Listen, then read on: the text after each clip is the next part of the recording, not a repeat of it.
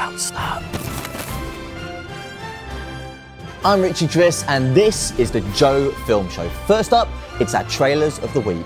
I think we've finally found Ryan Reynolds' most iconic role in Deadpool, and now, finally, we have a sequel. Josh Brolin's Cable faces off against our red leather, cat-suited friend, Red to Hide the Blood. Just whatever you do, don't call it a comeback. I've been here for years. Jurassic Park came, saw, and conquered our hearts with everything you need in a film. Velociraptors, Jeff Goldblum, and Tyrannosaurus Rexes. Rexi, whatever. And now Goldblum and said dinosaurs are back with added volcanoes in Jurassic World Fallen Kingdom, which I should also mention stars Chris Pratt. Yeah, Arnie will be back, but you can hang on to your clothes, your boots, and your motorcycle. Thank you, Arnie. For another year or so, as it appears that Terminator 6 has been delayed until 2019. Schwarzenegger, Linda Hamilton, and James Cameron are all on board with Deadpool's Tim Miller directing. Guys, we all knew this day was coming. Woody, Buzz, Rex, Mr. Potato Head, and the rest will be returning to cinemas on June 21st, 2019. The first three Toy Story movies are probably the finest trilogy in the history of movies. Sorry, The Matrix. I don't believe it. It's not possible. Set to be undoubtedly one of the biggest films of the year, Avengers Infinity War will finally be appearing in cinemas on April 27th. We were lucky enough to catch up with the film's directors Anthony and Joe Russo and some of the cast, including none other than Loki himself, Tom Hiddleston. I never imagined the Marvel Cinematic Universe would expand to this breadth and depth, and I genuinely just feel I'm lucky to be here still.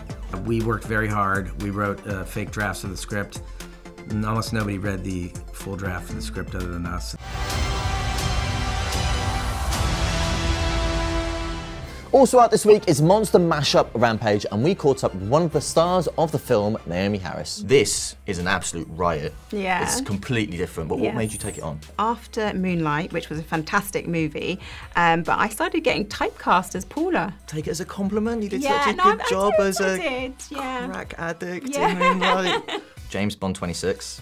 Are you in it? Who's playing Bond? Can I play Bond? What can you tell me? Tell me as much as you possibly can. All I know, Daniel is back, Right. 100%. Everybody needs a hobby. Okay, I'm next in line. No, Maybe, okay. maybe. I saw that face, I'm not. No, well, I don't know. Anything's possible. I've heard that Danny Boyle is directing it. I don't believe it. It's not possible. But I think that's still a rumour. Okay. I know that it shoots at the end of this year. Okay. I know that it's released next year. As a gamer myself, I had no idea that Rampage is based on the 1986 video game of the same name. And let's be honest, movies based on games don't have the best reputation, but here are 3 game-to-screen adaptations that we think you should at least check out. These pipes have been service for years. The first movie ever based on a video game had a notoriously troubled production history and was one of the biggest bombs of the 90s. However, it's a piece of history and features the late greats Bob Hoskins and Dennis Hopper, who plays an evil dinosaur. So, what more could you want? You know what I'm talking about! Much maligned on its initial release, the film adaptation of Capcom's classic fighting game has now been reclaimed as a bit of a cult classic. It's full of unintentional lulls, including the muscles from Brussels himself, Jean-Claude Van Damme, as an American army hero, and the brilliant Raul Julia hamming it up in his last role. The recent reboot of Lara Croft's cinematic adventures stars Oscar winner Alicia Vikander and is actually rather damn enjoyable. It's fast-paced, exciting, and it is still in UK cinemas. Our film of the week is A Quiet Place, starring real-life husband and wife Emily Blunt and John Krasinski, who also co-wrote and directed the film. A young family hide out in the woods trying to survive in complete silence, but that's easier said than done. It's absolutely one of the most tense horror films I have seen in years, but just make sure you put your phone on silent on the way in. A Quiet Place is still in cinemas.